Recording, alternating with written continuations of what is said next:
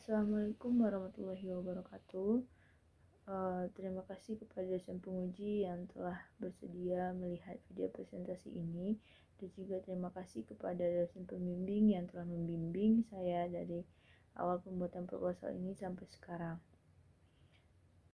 Saya Alfira Madesi dengan BP 181084-2016 akan mempresentasikan proposal saya yang berjudul Strategi Peningkatan Pelayanan Publik di Dinas Kependudukan dan Pencatatan Sipil Kabupaten Pasaman, di mana dilatar belakangi oleh beberapa masalah yang menarik untuk diteliti.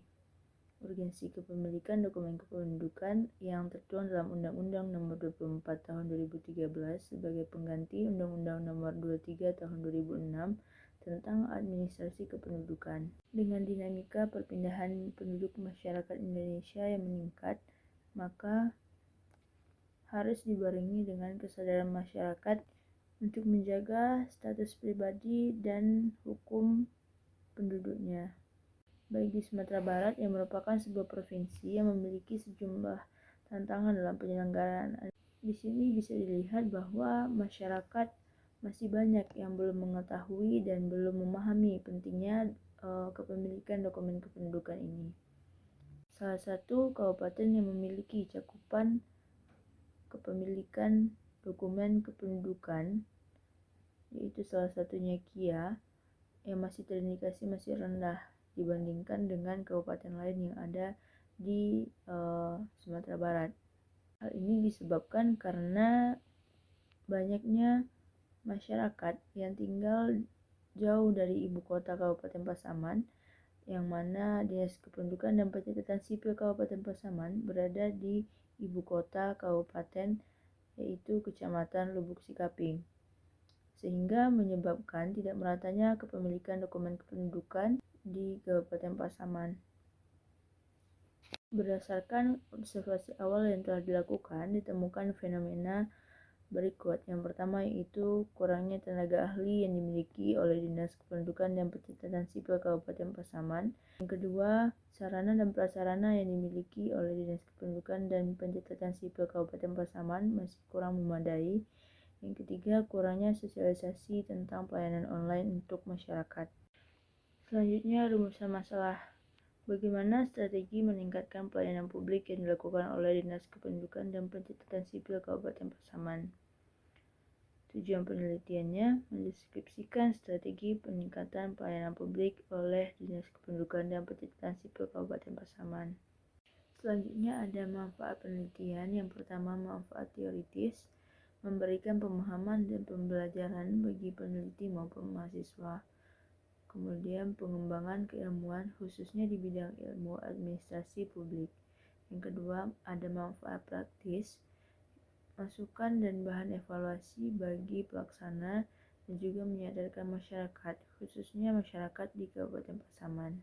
Kemudian ada penelitian yang relevan. Yang pertama dilakukan oleh Muhammad Andi Septiadi yang berjudul Strategi Kualitas Pelayanan pada Dinas Kependudukan dan Catatan Sipil Kota Bandung. Yang kedua ada Muhammad Furqoni yang berjudul Strategi Meningkatkan Kualitas Pelayanan Publik di Kantor Dinas Kependudukan dan Catatan Sipil Kabupaten Ponorogo. Kemudian yang ketiga ada Dina Ismira Dewi dan Herbasuki Nur Cahyanto yang berjudul Strategi Peningkatan Pelayanan Catatan Sipil di Dinas Kependudukan dan Pencatatan Sipil Kota Semarang.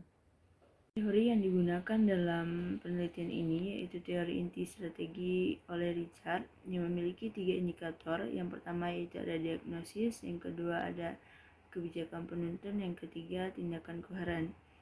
Yang pertama, diagnosis. Diagnosis merupakan sebuah langkah yang mana melihat sebuah situasi, melihat apakah ada permasalahan yang terjadi dan menganalisis sebuah permasalahan. Yang kedua yaitu kebijakan penuntun. Kebijakan penuntun merupakan metode dalam penyelesaian masalah yang ditemukan pada tahap diagnosis sebelumnya. Karena itu disebut kebijakan penuntun. Yang ketiga, ada tindakan koheren, yang mana merupakan tindakan nyata dari kebijakan penuntun yang telah dibuat sebelumnya untuk mengatasi permasalahan yang ditemukan. Kemudian ada skema pemikiran. Yang pertama, Undang-Undang Nomor 25 Tahun 2009 tentang Pelayanan Publik. Kemudian ada Undang-Undang Nomor 24 Tahun 2013 tentang Administrasi Kependudukan. Lalu Rencana Strategis Dinas Kependudukan dan Pencatatan Sipil Kabupaten Pasaman. Maka akan diteliti strategi peningkatan pelayanan publik Dinas Kependudukan dan Pencatatan Sipil Kabupaten Pasaman dengan teori inti strategi oleh Richard P. Rumelt yang memiliki 3 indikator, yaitu diagnosis, kebijakan penuntun, dan tindakan koheren. Definisi konsep. Yang pertama, strategi. Strategi merupakan sebuah proses penuntun tujuan yang ingin dicapai oleh sebuah organisasi, baik itu jangka panjang maupun jangka pendek, yang disertai dengan berbagai upaya dalam pencapaian tujuannya. Yang kedua, ada pelayanan. Pelayanan merupakan serangkaian kegiatan yang dilakukan untuk dalam memberikan layanan untuk memenuhi kebutuhan masyarakat atau organisasi lain, baik itu seperti produk, barang, atau jasa, dan juga pelayanan administratif yang disediakan oleh penyedia layanan sesuai dengan aturan dan tata cara tertentu untuk mendapatkan kepuasan oleh yang menerima pelayanan. Yang ketiga, ada Dinas Kependudukan dan Pencatatan Sipil, yang merupakan sebuah unsur pelaksana pemerintah daerah di bidang kependudukan dan pencatatan sipil yang dipimpin oleh kepala dinas yang bertanggung jawab langsung kepada bupati melalui sekretaris daerah. Kemudian untuk definisi operasional, variabel yang pertama yaitu diagnosis memiliki indikator situasi dan tantangan. Yang kedua, ada kebijakan penuntun yang memiliki indikator metode dan keunggulan. Yang ketiga, tindakan koheren memiliki indikator langkah-langkah dan koordinasi. Pendekatan dan desain penelitian yaitu kualitatif deskriptif dengan teknik pengumpulan data, wawancara, dokumentasi, dan observasi. Teknik pemilihan informan yaitu purposive sampling. Kemudian peran peneliti yaitu instrumen utama. Proses penelitian yang pertama yaitu perumusan masalah, yang kedua wawancara, yang ketiga pengumpulan dokumen yang terkait. Unit analisis dalam penelitian ini yaitu lembaga di sini yaitu Dinas Kependudukan dan Pencatatan Sipil Kabupaten Pasaman. Kemudian teknik analisis data yaitu yang pertama pengumpulan data, yang kedua ada reduksi data, yang ketiga penyajian data, yang keempat penarikan kesimpulan. Teknik keabsahan data yaitu triangulasi sumber data. Sekian yang bisa saya sampaikan. Mohon maaf apabila ada kesalahan. Saya sudahi dengan Assalamualaikum warahmatullahi wabarakatuh.